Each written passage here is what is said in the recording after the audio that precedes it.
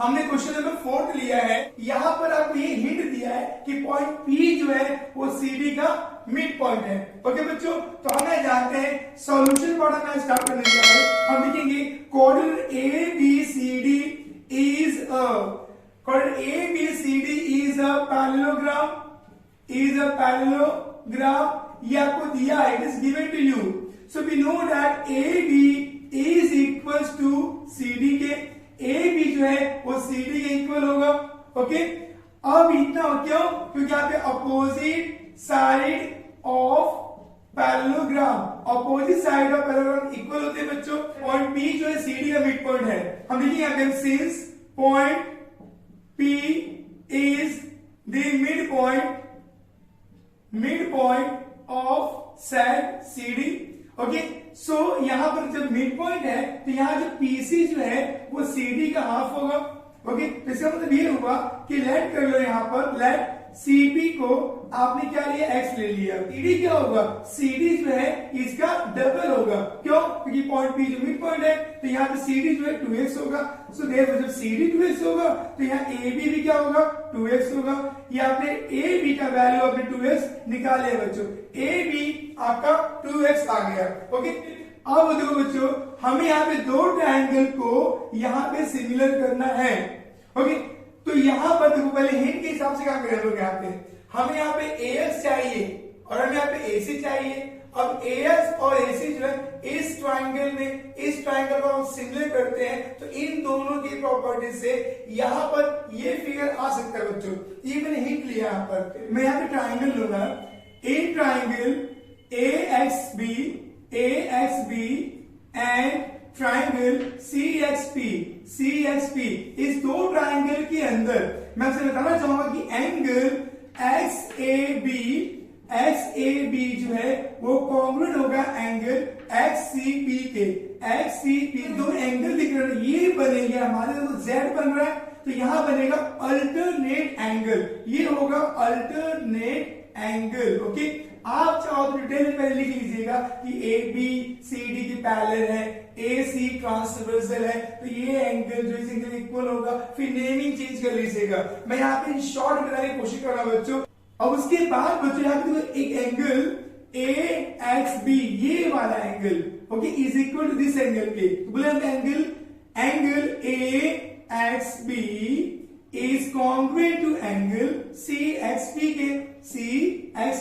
ये कैसे होगा, vertically opposite angle. Okay, triangle AXB जो है वो सिमिलर है ट्रायंगल CXP के। हम बोलेंगे A टेस्ट ऑफ सिमिलैरिटी से दो ट्रायंगल सिमिलर हो जाएंगे by A test of similarity. जब दो ट्रायंगल सिमिलर होंगे तो क्या बच्चे मालूम होगा, ये AX जो है वो CX के अपॉन में होगा। AX upon CX is equal to XP upon XP is equal to AB upon CP के। यहां पे रीजन है CSST, corresponding side of similar triangle. अब इतना होने के बाद बच्चों मुझे क्या चाहिए, व्हाट इज नीडेड नाउ। यहां पर देखो बच्चों, मुझे AX और CX से मुझे AC मिलने के चांसेस हैं, तो मुझे ये चाहिए। मुझे यहाँ पे XB और मुझे PX जो मुझे नहीं चाहिए, लीव करो। AB अपॉन CP इन दोनों के कॉम्बिनेशन मुझे चाहिए बच्चों। तो मैं यहाँ पे क्या कर रहा हूँ, मैं यहाँ पे लिख रहा हूँ बच्चों ऐसे। देखो मुझे यहाँ पे AX चाहिए क्या, हाँ चाहिए। मुझे CX चाहिए नहीं, CX मुझे नहीं चाहिए, तो मैं यहाँ पे लगाऊंगा इनवर्ट एंडो। 9 स्टैंडर्ड से लेकर इनवर्ट एंडो, तो यहाँ पे CX अपॉन में AX होगा इज इक्वल टू यहाँ पर CP अपॉन में यहाँ पर AB होगा बाय इनवर्ट एंडो। ये इनवर्ट एंडो से मैंने सॉल्व किया। अब यहाँ पर मुझे CX को ऐसे रहने दो, AX को ऐसे रहने दो। यहाँ पे CP जो है वो हमने यहाँ पे लेट किया था यस, यहाँ x लिख दीजिए। AB का वैल्यू जो है 2x में फाइंड किया, 2x लिख दीजिए। यस बन गया, यस 7 बचा। सो देयरफॉर CX अपॉन में AX इज इक्वल 1 अपॉन में 2 हो गया।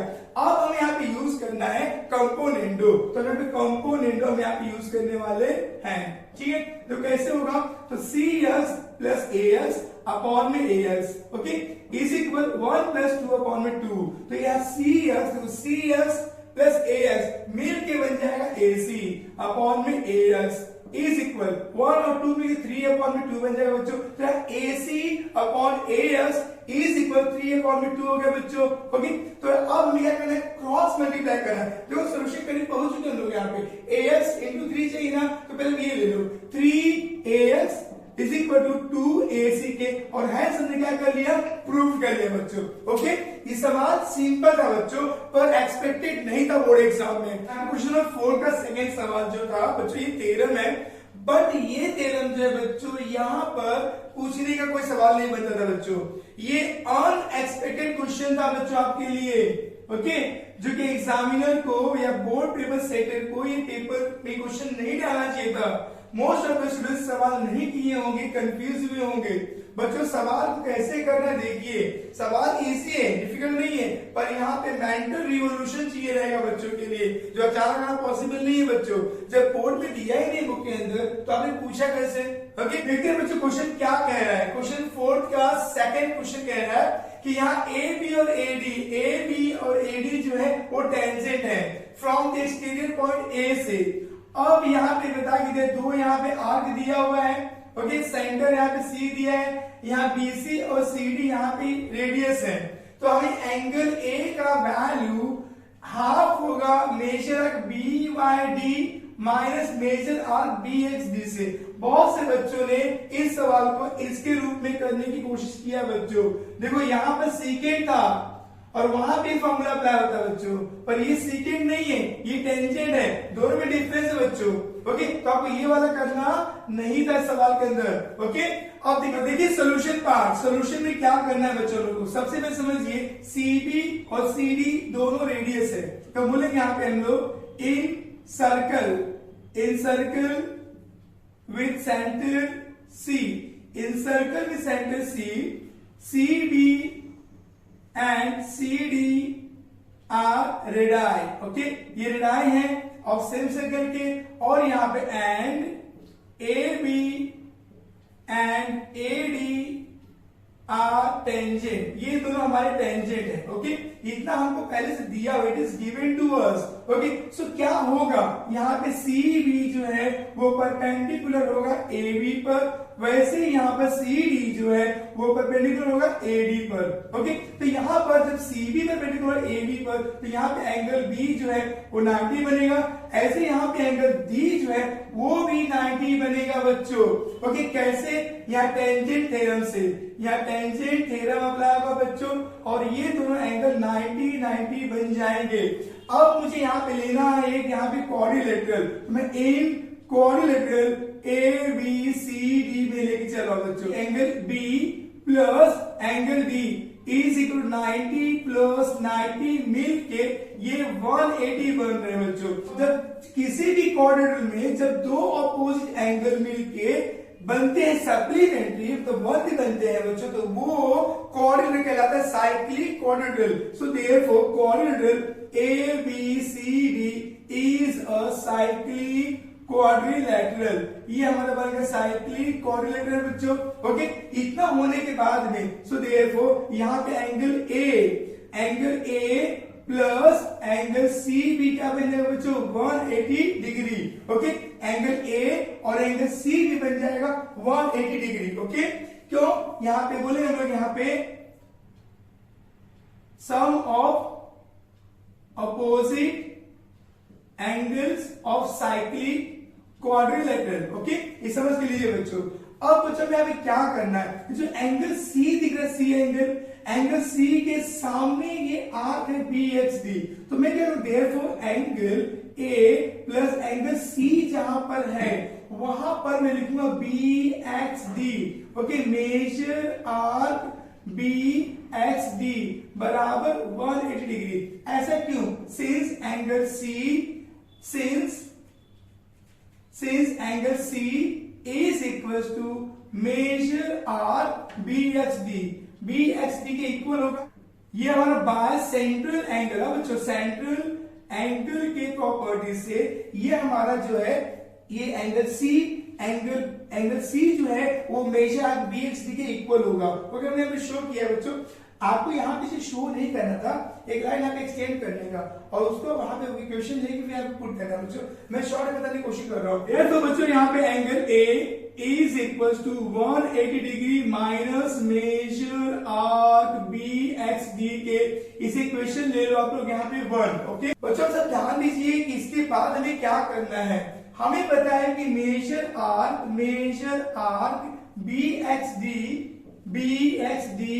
प्लस मेजर आर्क BYD या आर्क BXD आर्क और BYD पूरा एक सर्कल फॉर्म हो रहा है और पूरे सर्कल के आर्क का मेजर होता है 360 डिग्री। ओके बच्चों, तो अब हमें यहाँ पे क्या करना है बच्चों, ध्यान दीजिए। अब यहाँ पे सबका मैं हाफ करने जा रहा हूं बच्चों, दोनों साइड में हाफ का मल्टीप्लाई करूंगा तो half of major arc BXD okay plus half of major arc BYD 360 upon में 2 हो जाएगा, 2 से काटो 2 बन जाए 2 60 तो यहाँ 180 आ गया बच्चों। Half of the major arc BXD plus half of the major arc BYD is equal to 180 डिग्री। इसे क्वेश्चन 2 ले लो बच्चों। अब बाय 1 एंड 2 से बच्चों ये 180 है ये भी 180 है तो यहां पे बोलूंगा मैं बाय 1 एंड 2 से हम कंपेयर करेंगे तो ये वैल्यू जो है इस वैल्यू के इक्वल होगा क्योंकि ये 180 जो है 180 इक्वल है। लिखिए यहाँ पे लिखेंगे हम लोग यहाँ पे angle A plus major arc BXD is equals to half of the measure arc BXD plus half of the measure arc BYD। Okay so now बच्चों क्या करना हमको है, अब यहाँ पे एंगल A को वैसे रख दो, इसके चलो इस हिसाब से एंगल A इज इक्वल, अब मुझे जो आर्क BXD जो है इसे मुझे वहां लेके जाना है बच्चों। ओके क्या होगा, is equal half of the major arc BXD plus half of the major arc BYD minus major arc BXD के। ओके अब देखिए therefore angle A is equals to यहाँ पे हाफ। ओके अब यहाँ देखो बच्चों समझना है, यहाँ पे ये हाफ है और ये फुल है, ये हाफ है और ये फुल है तो क्या होगा यहाँ पर ये वाला पार्ट जो है इसमें सब्ट्रैक्ट होगा क्योंकि ये भी BXD है ये भी BXD है तो इसको हम यहाँ से लेके जाके वहां पे सब्ट्रैक्ट कर देंगे तो क्या बचेगा, यहाँ बचेगा half of major arc BYD okay minus ये फुल है माइनस ये बड़ा है छोटा है तो ये इस फुल में से ये हाफ गया तो यहां बचेगा हाफ, क्या बचा हाफ मेजर आर्क BXD के। therefore angle A is equal to half of the major arc BYD minus okay major arc BXD। Okay और ये हमारा बन गया रिक्वायर्ड आंसर जो हमें रिक्वायर्ड था प्रूव करने के लिए, हमने उसको प्रूव कर लिया बच्चों। आई होप आपको सवाल समझ में आया होगा बच्चों।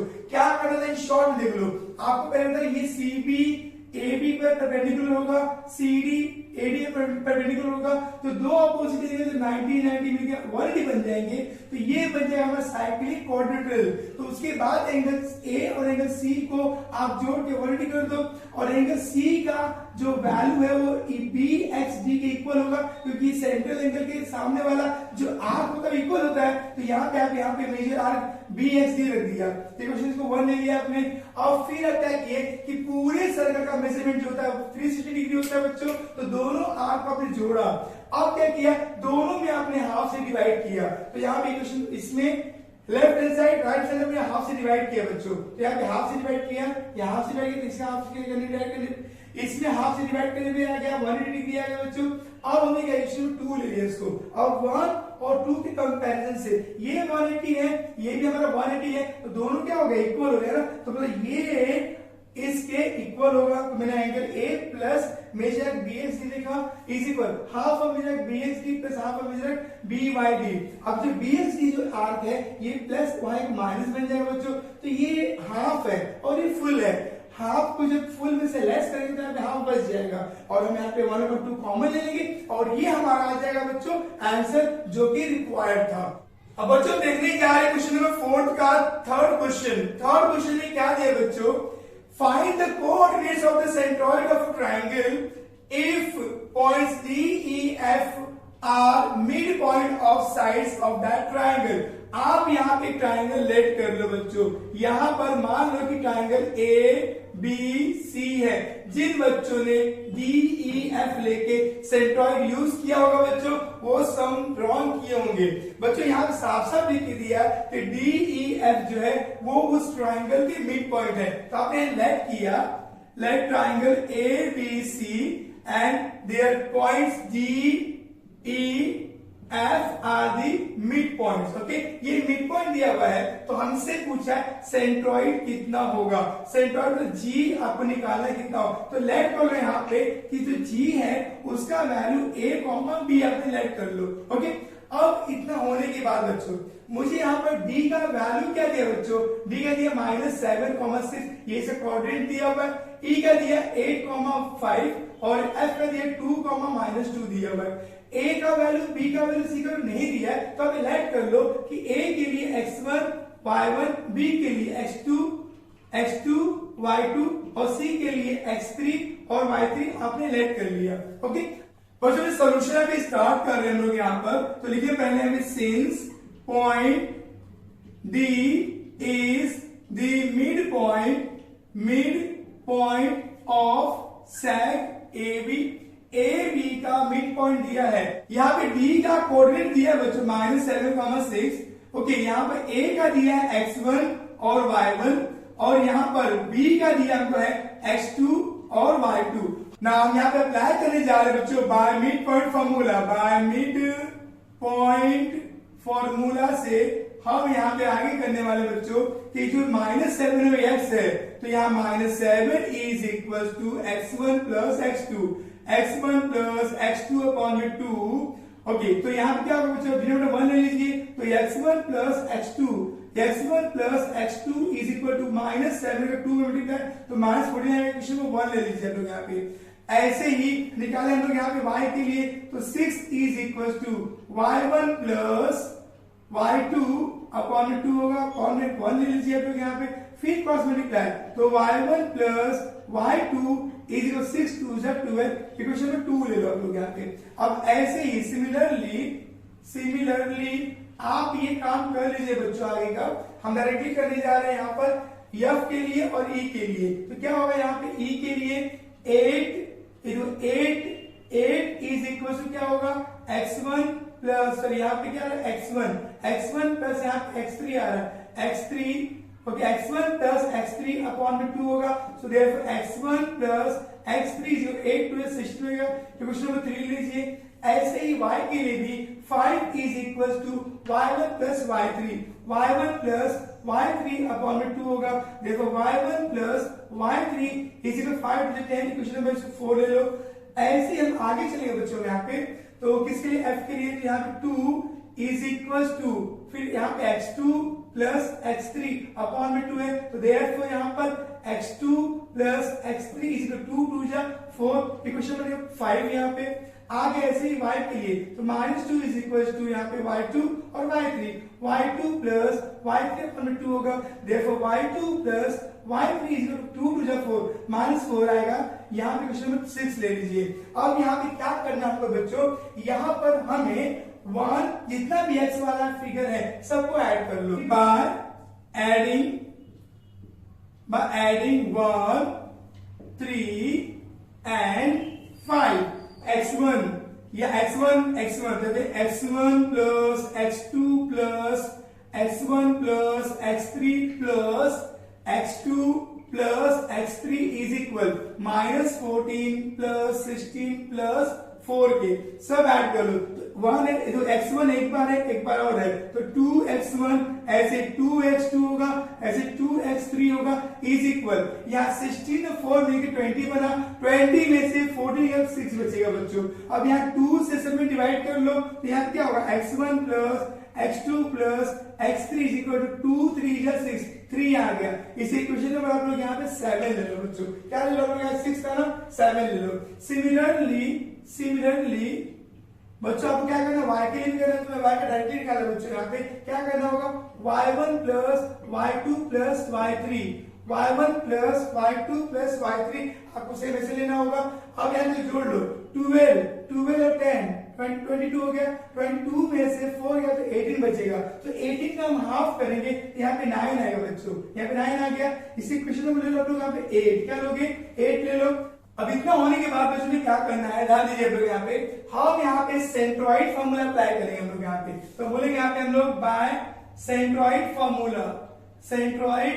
फॉर्मूला हमें पता है ए का हमने क्या लिया, कोएफिशिएंट ए बी और बी लिया हमने, तो यहाँ a इज इक्वल टू क्या होगा, x1 plus x2 plus x3 upon में 3 होगा। So therefore a is equal to x1 plus x2 plus x3, कितना निकाला आपने, 3 निकाला है, यहाँ पे 3 लिख दीजिए आप लोग, 3 अपॉन 3 1 जा 3, यहाँ a का वैल्यू 1 आ गया। आप क्या लिखना, बाय कहां से आपने 7 से लिखा वैल्यू वाला, ठीक है। अब उसके बाद में ऐसे ही b इज इक्वल टू क्या होगा बच्चों, ऐसे ही b is equal to y1 plus y2 plus y3 upon में 3 होगा बच्चों। तो देखो b is equal y1 plus y2 plus y3 कितना है, 9 है, तो 9 अपॉन में 3 जा 9, सो b इज टू 3 आ गया बच्चों। तो हमारा यहाँ पे सेंट्रॉइड g जो है वो कितना है, 1,3, ये हमारा रिक्वायर्ड आंसर था बच्चों यहाँ पर। तो सवाल बहुत ही सिंपल था। अब बच्चों देखते हैं क्वेश्चन नंबर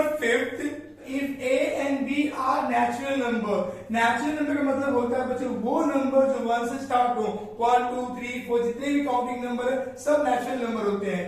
अब यहाँ पे कंडीशन क्या दिया है, a जो है वो b से बड़ा होना चाहिए, मतलब अगर आपने a को 2 रखा है तो b को 1 रखोगे, ओके। ऐसे if a square plus b square, यहाँ बोल रहा है कि a square plus b square then a square minus b square then 2ab, ये तीन जो है साइड्स है, किसके साइड्स है, ऑफ ट्राइंगल। कोई भी ट्राइंगल है उस ट्राइंगल के तीन यहाँ पे ये साइड दिए गए हैं। राइट एंगल ट्राइंगल लेने के लिए बच्चों यहाँ मुझे कन्वर्स में जाना होगा, कन्वर्स ऑफ पाइथागोरस थ्योरम। उसके लिए क्या होगा कि पहले ही जो नंबर दिया ना इसका हम स्क्वायर करते हैं, क्या करते हैं इसका हम लोग स्क्वायर। तो यहाँ स्क्वायर करने के लिए फॉर्मूला आएगा बच्चों, a plus B the whole square का फॉर्मूला होता है a square plus 2ab plus b का स्क्वायर, यही फंडा हम अप्लाई करेंगे। तो यहाँ a का स्क्वायर मतलब a के लिए यहाँ पे a स्क्वायर दिया, a स्क्वायर का होल स्क्वायर प्लस यहाँ 2 इंटू a कौन है, a स्क्वायर है,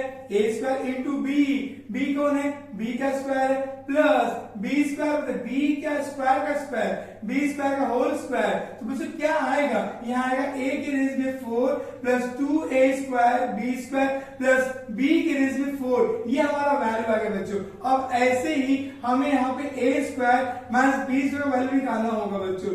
तो यहाँ पे क्या होगा बच्चों, यहाँ पे फॉर्मूला आएगा बच्चों a माइनस b का होल स्क्वायर वाला, a square minus 2ab plus b का स्क्वायर। तो यहाँ पे a के लिए दिया a स्क्वायर का whole square minus 2 into a square into B square plus B square का होल स्क्वायर, a की रेंज में 2 का स्क्वायर, 2 2 जा 4 minus 2a square B square plus b की रेंज में यहाँ पे 4 हो गया बच्चों, इतना आ गया।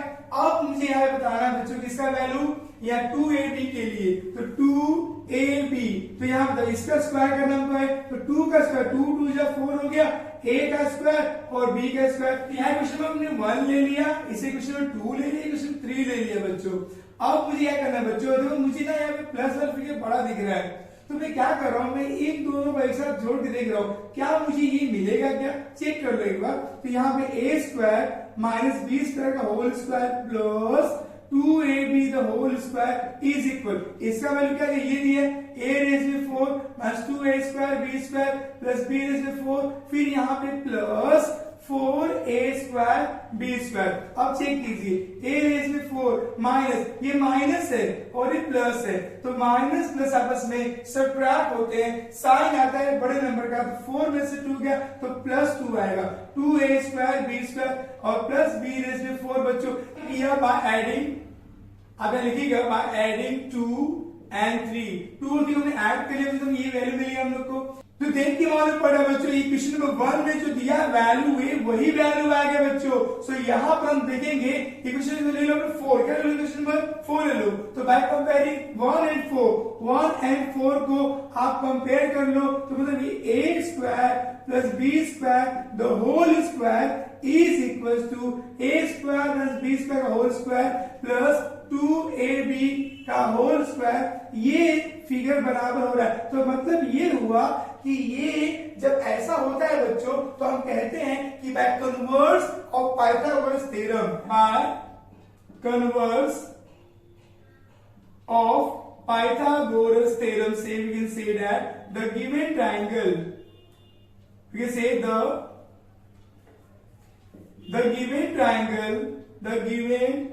triangle is a right angle, ये राइट एंगल ट्राइंगल है बच्चों। ओके, अब आपको यहाँ पर ही क्वेश्चन एंड नहीं होता बच्चों। क्वेश्चन में और चीज पूछा है, find out the 2 Pythagorean triplet. आपसे 2 पाइथागोरियन ट्रिपलेट पूछा बच्चों। Okay, by taking the suitable values of A and B. So बच्चों हमने यहाँ पे a का वैल्यू ले रहे हैं यहाँ पे 2 और b का हमने वैल्यू लिया 1। अब बच्चों मुझे यहाँ पे क्या करना है, इस फंडे को एक्सप्लेन करना है बच्चों। तो यहाँ पे a square plus b square निकालना है मुझे। तो a square plus b square, देखिए तो यहाँ पे a का वैल्यू 2 है, 2 स्क्वायर प्लस b का वैल्यू 1 स्क्वायर, 2 2 जा 4 प्लस 1 का स्क्वायर 1, 4 1 5 बन जाएगा बच्चों। अब ऐसे ही देखा जाए हम लोग a square minus b square, a square minus b square, a का वैल्यू 2 स्क्वायर माइनस b का वैल्यू 1 का स्क्वायर, 2 2 जा 4 माइनस 1 का स्क्वायर 1, यहाँ पे 3 बच गया बच्चों। अब ऐसे ही 2ab that is 2 into a का वैल्यू 2, b का वैल्यू 1, तो 2 2 जा 4 यहाँ पे आ गया बच्चों। तो बच्चों ये आपको यहाँ पर 5, 3, 4 ये आपका पाइथागोरियन ट्रिपलेट आ गया बच्चों। ओके, ऐसे ही आप भी अपने मन से वैल्यू लेके यहाँ पे प्रूव कर सकते हो। तो अब बच्चों देखिए क्वेश्चन नंबर 5 का सेकंड सवाल, ये कंस्ट्रक्शन से लिया है बच्चों, पर सवाल बाहर से, कंस्ट्रक्ट 2 कॉन्सेंट्रिक सर्कल्स। यहाँ पे 2 कॉन्सेंट्रिक सर्कल्स बनाना है बच्चों with centre O, with radius 3 centimetre and 5 centimetre का रेडियस दिया हुआ है। Construct tangent to a smaller circle from any point A on the larger circle. Measure and write the length of tangent segment. उसके आगे माना नहीं बच्चों, आगे और कुछ दिया है क्वेश्चन में यहाँ पे, calculate the length of the tangent using Pythagoras theorem. बच्चों यहाँ पे पहले समझो क्या होता है कॉन्सेंट्रिक, एक ही सेंटर से जब यहाँ पे सर्कल्स बनते जाते हैं उन्हें बोलते हैं कॉन्सेंट्रिक सर्कल। ओके, तो यहाँ पे आपको क्या दिया है, 3 सेमी और 5 सेमी का रेडियस दिया। तो हमें क्या करना है बच्चों, यहाँ पे 5 सेमी जो बड़ा रेडियस दिया बच्चों, तो आप यहाँ पे 5 सेमी ड्रॉ कर लो बच्चों। मान लो आपने यहाँ पे O सेंटर ले लिया है। ओके, इसका 5 सेंटीमीटर में ले लिया बच्चों, यहाँ पे एक बड़ा रेडियस ले लिया। अब मुझे 3 सेंटीमीटर लेना है। ओके, और वहां से सेंटर O को लेते हुए मुझे सर्कल ड्रॉ करना है। तो मैं 3 सेंटीमीटर मेजरमेंट ले लूंगा मैं स्केल पे, और यहाँ पे राउंडर प्रोटेक्टर रख के मैं यहाँ सर्कल बनाऊंगा मैं। तो मान लो कि मैं सर्कल बना लिया ऐसा कुछ।